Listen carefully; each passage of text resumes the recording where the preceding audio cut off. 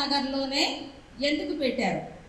అది రాజ్యాంగ విలువలనన్నింటినీ కూడా కూనీ చేస్తూ, రాజ్యాంగ హక్కులన్నింటినీ కూడా తొంగలో తొక్కుతూ, మానవ హక్కులన్నింటినీ కూడా మరుగున పరుస్తూ ఎందుకు జవహర్ నగర్లోనే ఎందుకు పెట్టారు? ఎందుకంటే ఇక్కడే పేదవాళ్ళు ఉన్నారు కాబట్టి, ఇక్కడే రోజు పని చేసుకుంటే కానీ 5 వేళ్ళు నోటికి పోలేనటువంటి బడుగు జీవులు, బక్క జీవులు, బలహీన వర్గాలు ఇక్కడ ఉన్నారు కాబట్టి, ఎక్కడ పెట్టినా కూడా హైదరాబాద్లో ఎక్కడ పెట్టినా వాళ్ళు ఊరుకోరు కాబట్టి, వాళ్ళ ప్రయోజనాలకు నష్టం కాబట్టి, అట్లాగే ఇతర ప్రాంతాల్లో అందరూ కూడా ఉన్నత వర్గాలకు చెందినటువంటి వాళ్ళు, ఉన్నత కులాలకు చెందినటువంటి వాళ్ళు, ఆర్థికంగా బలమైనటువంటి వాళ్ళు ఇతర ప్రాంతాల్లో ఉన్నారు కాబట్టి, ఈ ప్రాంతంలో అంతా కూడా బలహీన వర్గాలు, బడుగు వర్గాలు ఉన్నారు కాబట్టి ఇక్కడ పెట్టారు అనేటటువంటిది, పెట్టడానికి ప్రభుత్వం ధైర్యం చేసింది అనేటటువంటి దాన్ని మనం అర్థం చేసుకోవాలా. వాళ్ళ ధైర్యం ఏమిటంటే మనమేమి మాట్లాడమని, మీరు ఏమి చేసినా, మీరు మా ఆరోగ్యాన్ని ఎంత దెబ్బతీసినా, మా పిల్లల ఆరోగ్యాలను ఎంత దెబ్బతీసినా, మా కుటుంబాలని ధ్వంసం చేసినా, మా నీటిని కలుషితం చేసినా, మా వాతావరణాన్ని అంతా కూడా చెడగొట్టినా వీళ్ళేమి మాట్లాడరు అనేటటువంటి ఒక ధైర్యంతో పాలక వర్గాలు ఉన్నాయి. ఎందుకంటే ఇప్పటికి 5 సార్లు ఎన్నికలు జరిగినాయి. ఈ డంపింగ్ యార్డు పెట్టిన తర్వాత వచ్చిన ప్రతి వాళ్ళు మీకు హామీలు ఇస్తూ ఉండుంటారు. మేము వస్తే, మమ్మల్ని గెలిపిస్తే, మేము అధికారానికి వస్తే, మాకు పదవులు వస్తే మేము ఖచ్చితంగా ఈ డంపింగ్ యార్డుని తొలగిస్తాము అని మీకు హామీ ఇచ్చే ఉంటారు. ఎందుకంటే మీ చేతిలో ఓట్లు ఉన్నాయి కాబట్టి, ఆ ఓట్లు వాళ్ళకి కావాలి కాబట్టి, మీ ఓట్లు వేస్తేనే వాళ్ళకి అధికార పగ్గాలు చేతికి వస్తాయి కాబట్టి. కానీ 5 సార్లు ఓటేసిన ఆ డంపింగ్ యార్డు మాత్రం అది తగ్గకపోగా ఇంకా పెద్ద కొండలాగా తయారైందనేది మీ మాటల్లోనే వ్యక్తమవుతుంది. బ్యానర్లో మీరు వేసినటువంటి ఫోటోనే తెలియజేస్తా ఉంది, అది పెద్ద కొండలాగా తయారైందని. మీరు 2016-17లో పెద్ద ఎత్తున ఉద్యమం చేశారు. దాదాపు మీరు ఇందాక మాట్లాడిన మాటల్లోనే చెప్పారు, డంపింగ్ యార్డ్ ముందు దాదాపు 10,000 మందితోటి ప్రదర్శన చేశారు, పెద్ద ఎత్తున ధర్నా చేశారు. వాళ్ళు దిగొచ్చి హామీ ఇచ్చారు మీకు, కానీ ఆ హామీ నెరవేరలేదు. అయినా 10 సంవత్సరాలు గడిచింది. 10 సంవత్సరాలు గడిచినా కూడా అది ఇంకా ఇంకొక కొండ పక్కన తయారైందే కానీ ఆ హామీని నెరవేర్చరు కూడా. ఎందుకంటే ఇది పాలక వర్గాలు ఏమి చేయలేనటువంటి స్థితిలో ఉన్నారు కాబట్టి. అంటే ఏమి చేయలేని స్థితి అంటే వీళ్ళు ఏమి చేసినా వీళ్ళు మెదలకుండా ఉంటారు అనుకొని వాళ్ళు అనుకుంటున్నారు కాబట్టి, ఎక్కడ పెట్టినా కూడా ఈ మధ్య ఎక్కడో ఒక చోట పెట్టడానికి ప్రయత్నం చేశారు.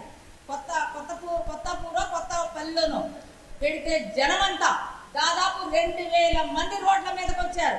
రోడ్డంతా రాస్తారోకో చేసేశారు.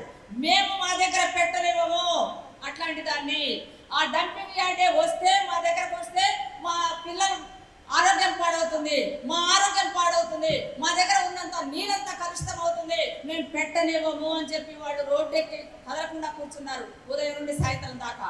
అది ఉద్యమం. అట్లా ఉద్యమము జరుగుతూ ఉంటేనే, ప్రజలందరూ రోడ్ల మీదకి వస్తేనే ఇవాళ పాలక వర్గాలు కొద్దిగా ఆలోచించేటటువంటి పరిస్థితి తప్ప కదలరు వాళ్ళు. ఎందుకంటే అనేక సార్లు ఇది రుజువైంది. పాలక వర్గాలు ఉన్నత వర్గాల ప్రయోజనాల కోసమే పాటుపడతారని చెప్పి మనకు రుజువైంది అనేక సార్లు. మీకు తెలుసు, 3 నల్ల చట్టాలకు వ్యతిరేకంగా ఢిల్లీలో 1.5 సంవత్సరాల పాటు వాళ్ళు ఉద్యమం చేశారు. అక్కడే టెంట్లు వేసుకొని చావైనా బ్రతుకైనా మేము ఇక్కడే ఉంటాము అని చెప్పి వాళ్ళు 1.5 సంవత్సరాల పాటు ఉన్నారు. చలికి తడుస్తూ, వానకు తడుస్తూ, ఎండకు ఎండుతూ, చలికి వణుకుతూ అక్కడే ఉన్నారు, అక్కడే తిన్నారు. ఆ తర్వాత మాత్రమే వాళ్ళు అనేక సార్లు లేపేయాలని చూశారు, కందకాలు తవ్వారు, కందకాల్లో మేకులు తవ్వారు. వాళ్ళ దగ్గరకు ఎవరు పోకుండా, సంఘీభావం తెలపకుండా ఉండేందుకు కందకాలు తవ్వి కందకాల్లో మేకులు కొట్టారు. అయినా ఉద్యమం ఆగలేదు. 1.5 సంవత్సరాల పాటు సాగింది. 1.5 సంవత్సరాల పాటు సాగిన తర్వాత మాత్రమే ప్రభుత్వం దిగొచ్చింది. దిగొచ్చి మేము నల్ల చట్టాలను 3 రైతు వ్యతిరేక చట్టాలను వెనక్కి తీసుకుంటున్నామని ప్రభుత్వం ప్రకటించాల్సి వచ్చింది. మోడీ నాకు ఎదురు లేదనుకున్నటువంటి మోడీ, మేము రైతులతో చర్చించేదే లేదు అన్నటువంటి మోడీ, ఆ రైతులకు నాయకత్వం వహిస్తున్నటువంటి సంఘాలు ఏవైతే ఉన్నాయో ఆ సంఘాలతో మాట్లాడేది లేదు అన్నటువంటి మోడీ దిగి వచ్చి వాళ్ళతో చర్చించి 3 చట్టాలను రద్దు చేసుకుంటారని చెప్పాల్సి వచ్చింది. ఎవరు లొంగదీశారు వాళ్ళని? మోడీ అహంకారాన్ని ఎవరు లొంగదీశారు? కేవలం రైతు సంస్థలు, రైతుల ఉద్యమం మాత్రమే. అట్లాగే మీరు నిన్నటి దాకా మీరు చూశారు, ఢిల్లీలో ఒక తరంగాల వలె, ఒక ప్రవాహం వలె యువకులు, విద్యార్థులు పెద్ద ఎత్తున ఢిల్లీలో జంతర్ మంతర్ దగ్గర పెద్ద ఎత్తున పోరాటం చేశారు. మోడీ మౌనం వహించాడు. ఎందుకు మౌనం వహించాడు? మౌనంతో ఆ ఉద్యమాన్ని నీరుగార్చాలని, ఆ ఉద్యమాన్ని చల్లార్చాలని చూశాడు. కానీ చల్లారలేదు. పైగా ఏమైంది? రోజుకి ఆ ఉద్యమం కొద్దిమంది 500, 1000, 2000, 10,000 దాదాపు వేల మందికి చేరింది. మొన్న 20వ తారీఖున ఎంతమందితో జరిగింది? 26వ తారీఖున దాదాపు 70-80 వేలు, దాదాపు లక్షలు కొంతమంది అంటున్నారు, లక్షల్లో కొంతమంది అంటున్నారు. పెద్ద ఎత్తున ఉద్యమం జరిగింది. నిర్బంధంతో, కసాయితనంతో ఆ ఉద్యమాన్ని అణిచేయాలనుకున్నాడు మోడీ. ఇంకొకసారి ఎవరు కూడా రంగం మీదకి రాకూడదు, ఉద్యమంలోకి రాకూడదు అనుకున్నాడు మోడీ. కాళ్ళు చేతులు విరగొట్టాడు, తలకాయలు పగలగొట్టాడు. పెద్ద ఎత్తున లాఠీలకి మేకులు గుచ్చి వాళ్ళ వీపులు చూస్తుంటే హృదయ విదారకంగా కనపడింది. మొత్తం చీల్చేశారు కర్రలతోటి. అంత జరిగినా కూడా విద్యార్థులు వెనక్కి తగ్గలేదు. మేము ఏదైతే డిమాండ్ పెట్టామో, మోడీ ఆ విద్యాశాఖ మంత్రి ప్రధాన్ అనేటటువంటి ఆయన రాజీనామా చేయాలి.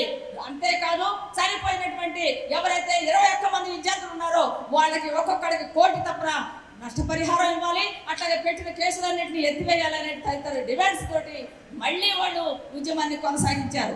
మళ్ళీ మేము పిలిపిస్తాం, మళ్ళీ మా కార్యక్రమాలు జరుగుతాయని పిలిపించారు. అంతేకాదు ఢిల్లీతోటి ఆగలేదు సుమా ఉద్యమం. మొత్తం దేశమంతా నిప్పంటుకుంది. దేశమంతా కూడా నిరసనలతోటి ఒక నిప్పు సెగలాగా మండిపోయింది దేశమంతా కూడా. అప్పుడు దిగి వచ్చాడు మోడీ. ఏమన్నాడు? నేను మాట్లాడేది లేదు అన్నటువంటి మోడీ చచ్చినట్లు విద్యార్థి సంస్థల ప్రతినిధులతోటి చర్చించి ఒప్పుకోవాల్సి వచ్చింది వాళ్ళ డిమాండ్ని. అందుకని మిత్రులారా, ఏదైనా కానీ ఈ పాలకులు అనేటటువంటి వాడు దున్నపోతు లాంటి వాడు. దున్నపోతుతో వ్యవసాయం చేయాలంటే ఏముండాలి? మన చేతిలో ముళ్ళుగర్ర ఉండాలి. అంటే ముళ్ళుగర్ర ఏంటి? ముళ్ళుగర్ర లాంటి ఉద్యమం ఉండాలి మన చేతిలో. అందుకని మిత్రులారా, మనం ఒక్కటే గుర్తుంచుకోవాలి, మన ఉద్యమం అనేటటువంటి దాన్ని మనం పట్టుకోవాలి. అప్పుడు మాత్రమే దీన్ని మెడలు వంచగలుగుతాం. అందుకని రేవంత్ రెడ్డిని, ఈ ప్రభుత్వాన్ని వంచాలంటే బలమైనటువంటి రాష్ట్ర వ్యాప్త ఈ హైదరాబాద్ మొత్తం చుట్టుపక్కల ప్రాంతాల్లో మన ఉద్యమాన్ని తీసుకుపోవాలి. అట్లా ఉద్యమిస్తే కానీ ఈ ప్రభుత్వం దిగిరాదనేటటువంటి గుర్తించి మీరందరూ నిలబడాలి. మీకు సంఘీభావంగా మీకు ఏమైనా కానీ ప్రతి ఉద్యమంలో ఇప్పటికే ఉన్నాం. మీ ఉద్యమంలో భాగంగా ఇక ముందు జరగబోయేటటువంటి ఉద్యమంలో కూడా సిపిఎంఎల్ మాస్ లైన్గా మీ వెనక మేము ఉంటామని, ఖచ్చితంగా మీ ఉద్యమానికి వెన్నుదన్నుగా మేము నిలబడతారని హామీ ఇస్తూ నాకు ఈ అవకాశం ఇచ్చినటువంటి జేఏసీ వారికి ధన్యవాదాలు తెలియజేసుకుంటూ సెలవు తీసుకుంటాం.